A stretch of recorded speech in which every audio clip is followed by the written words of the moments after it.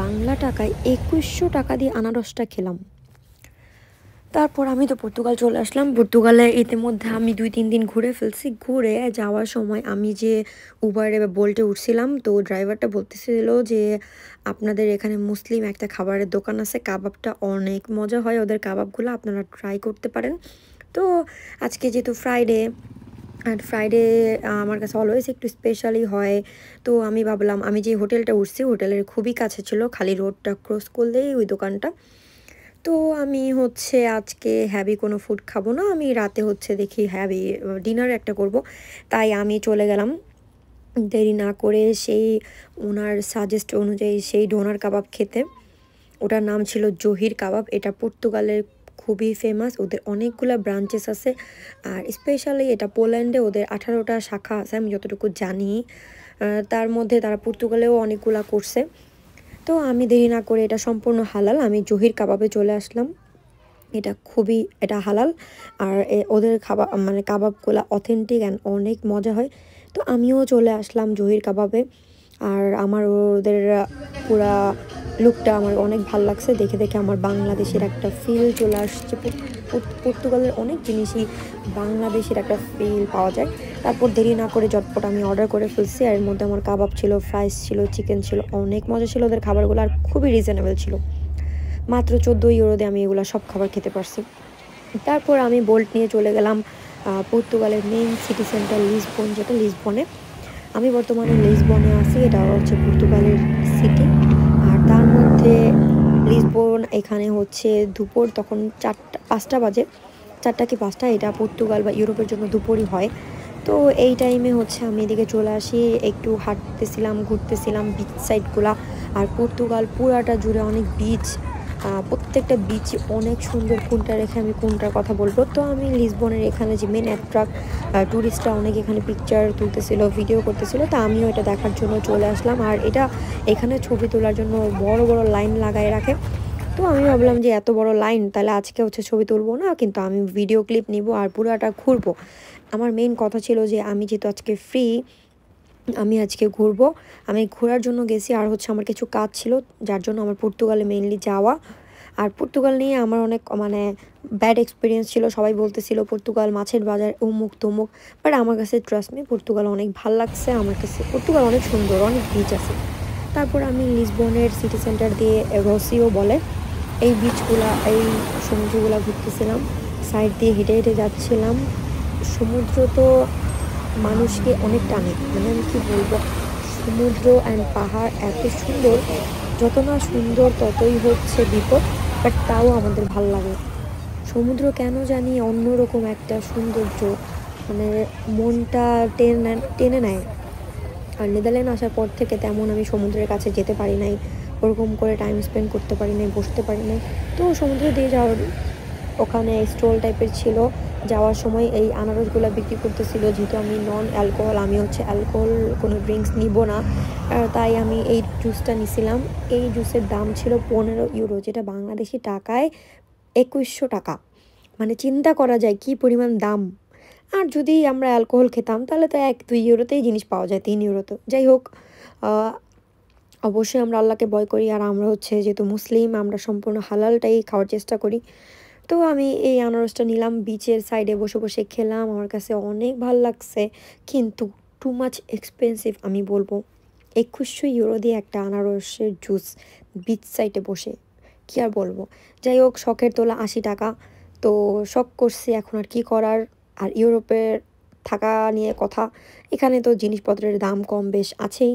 তারপরে এই বিচটা ঘুরতে ঘুরতে ঘুরতে ঘুরতে, এটা যতটুকু ছিল, মানে এত বড়, এত তো ক্যাপচার করতে পারবো না। তারপর আমি পুরাটা ঘোরার চেষ্টা করলাম। বিচ সাইডে হচ্ছে ওদের অনেক স্টল ছিল, ওদের যে দেশীয় খাবারগুলো আছে পর্তুগিজদের, সেগুলো ছিল। অ্যান্ড ওখানে ফ্রাইস ছিল, ফিশ বারবিকিউ করতেছিল, তারপর জাপানিজ কুজিন ছিল, ইন্দোনেশিয়ান কুজিন ছিল, অনেক টাইপের ওদের কুজিন ছিল। আমার কাছে খুবই ভালো লাগতেছিল এই স্পটটা মেইনলি।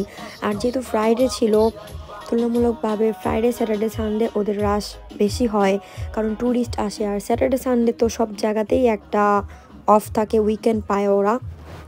সো আমিও হচ্ছে এই ফাঁকে এদিক দিয়ে হাঁটতেছিলাম, ঘুরতেছিলাম। আমার কাছেও অনেক ভালো লাগতেছিল। আমি নিজের মতন করে টাইম স্পেন্ড করতেছিলাম, এনজয় করতেছিলাম। কখনো সমুদ্রের পাশে বসেছিলাম, কখনো ভিডিও করতেছি, দাঁড়িয়ে আছি। আবার হচ্ছে এই শিপগুলা যাচ্ছিল, বোট যাচ্ছিল, পালতোলা নৌকা। ছোটোবেলায় দেখতাম ড্রয়িং ক্লাসে আর্ট করতাম বাসায় বসে বসে, আর আজকে রিয়েলিটি দেখতে পারতেছি। স্বপ্ন আসলে আলহামদুলিল্লাহ পূরণ হয়ে গেছে। তারপর যেই আমি সিটি সেন্টারটা দেখে চলে গেছি, এদিকে তো আমি তখন ঢুকি নাই, তো এখন আমি সিটি সেন্টারের ভিতরে যাব, আমি দেখব। তো এই যে এটা হচ্ছে ওদের ট্রাম, ওদের ট্রামগুলোও দেখতে অনেক সুন্দর। আমার এখনও ট্রামে উঠা হয় নাই, যেহেতু আমি নেদারল্যান্ড থাকি, নেদারল্যান্ডের ট্রামে আমার অনেক রেগুলারই আমি যাতায়াত করি, ট্রাভেল করি, কিন্তু এখানের ওদের ট্রাভেল মানে ওদের ট্রামে আমার উঠা হয় নাই, যেহেতু এদের বোল্টের ভাড়া অনেক কম। তাই আমি যেহেতু ট্যুরিস্ট ঘুরতে আসছি কয়েকদিনের জন্য, আমি হচ্ছে বোল্টেই যাতায়াত বেশি করতেছি, উবার যেটা বাংলাদেশে। তো তারপর আমি ওদের সিটি সেন্টারে ঘোরার চেষ্টা করতেছি, আমি দেখতেছি কি আছে না আছে। তো এই যে এখন যে আমি ভিডিওটা নিতেছি, এখন কিন্তু রাত 9:30 বাজে, কিন্তু দেখে কোনো বোঝার ওয়ে নাই, মনে হচ্ছে সন্ধ্যা মাত্র 5:30 কি 6টা বাজতেছে।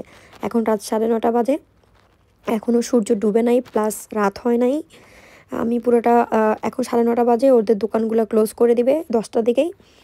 তো আমি দেখি কতগুলো দোকানে ঢুকতে পারি কিনা, আমি জানি না ক্যাপচার করতে পারবো কিনা। আর আসলে আমার শপিং নিয়ে তেমন একটা প্যারা নাই, কারণ হচ্ছে আমি নেদারল্যান্ডে কম বেশি শপিং করি, আর যেহেতু ইউরোপ কম্পেয়ার করলে সেমই হয়, ব্র্যান্ডের জিনিসগুলো তো মানে সেম থাকে, তেমন আহামরি ডিফারেন্স হয় না প্রাইজের ক্ষেত্রে। আর তার মধ্যে সব একই একই জিনিস পাওয়া যায়, পর্তুগাল কি, নেদারল্যান্ড কি, পোল্যান্ড কি, স্পেন কি। সো আমি ঘুরতেছিলাম, আর যেহেতু পর্তুগাল আসছি, এটা হচ্ছে প্লেয়ারের দেশ, তো ক্রিস্টিয়ানো রোনালদোর আমরা সবাই জানি, তো অফকোর্স ওদের জার্সি, ওদের এই শোরুমে তো আমি যাবই, দেখবই। তো আমি এর মধ্যে এক ফাঁক দিয়ে এদের আমি হচ্ছে জার্সির দোকানে যেয়ে একটু পুরো ঘুরে নিলাম। ঘুরে নিয়ে তাও ওরা বলতেছিল যে ওদের দোকানটা ক্লোজ করে দিবে, তাও আমি একটু বলছি, রিকোয়েস্ট করে আমি হচ্ছে গেলাম। তারপর হাঁটতে হাঁটতে যেহেতু আমার ক্ষুধা লেগে গেছে, আর এই যে পাস্তালদা নাতা, এটার দাম হচ্ছে 1.5 ইউরো। তো এটা হচ্ছে পর্তুগালের একটা ফেমাস খাবার, জনপ্রিয়, খুব জনপ্রিয়। তো এইটা আমি একটা খেলাম, এটা হচ্ছে সুইট টাইপের মিষ্টি জাতীয় খাবার, খুবই মজা, আর এটা ওরা সবাই পছন্দ করে। এটা পর্তুগালের জনপ্রিয় খাবার বলা যায়, পাস্তাল দে নাতা। তো আমি এটা নিলাম, তারপর হচ্ছে একটু কফি নিলাম, নিয়ে আবার আমি একটু হাঁটাহাঁটি শুরু করে দিছি। আর এখানে এই যে পিজাগুলো দেখা যাচ্ছে, এগুলা সম্পূর্ণ হালাল না, যার জন্য আমি এগুলা খাবো না।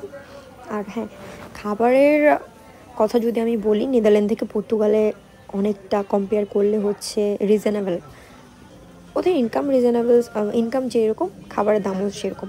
সো এখান দিয়ে যাওয়ার সময় এই লাইটিংগুলো চোখে পড়তেছিল, আর রেস্টুরেন্টগুলো এত সুন্দর লাগছিল, তো ভাবলাম যে এখানে বসে একটু জুস খেয়ে নিই। তো আমি যে ওই ভিডিওটা আমি ওরকম করে ক্লিক করে নিতে পারি নাই, তাই ছোটো একটা ক্লিপ নিলাম। আমি এখানে বসে একটু জুস খেলাম, মানে যেটা আসলে নর্মাল রিফ্রেশিং জুস ছিল, কারণ সারাদিন যেহেতু আমি বিকেল থেকে বের হয়েছি, ঘুরতেছি, হাঁটতেছি, আমার কাছে ভালো লাগতেছিল, আমি লাইট খাওয়ার চেষ্টা করছিলাম। তারপরে আমি এদিক দিয়ে হাঁটাহাঁটি করলাম, ঘোরাঘুরি করলাম, করা শেষে আমি যেহেতু হ্যাভি ফুড নিয়ে নেই, তাও আমি হচ্ছে হ্যাভি মিল খাওয়ার জন্য আমি মাতৃমণিতে চলে যাই।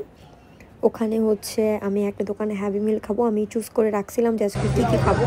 আর পর্তুগালে এই যে সিটি সেন্টারে এই বিল্ডিংটা, এটার নাম আমি জানি না, এটা এত সুন্দর, এটার উপরে লিফট চলাচল করতেছিল, কতটুকু ক্লিয়ার দেখা যাচ্ছে আমি আসলে জানি না। সিটি সেন্টার এটা পুরোটা অনেক সুন্দর।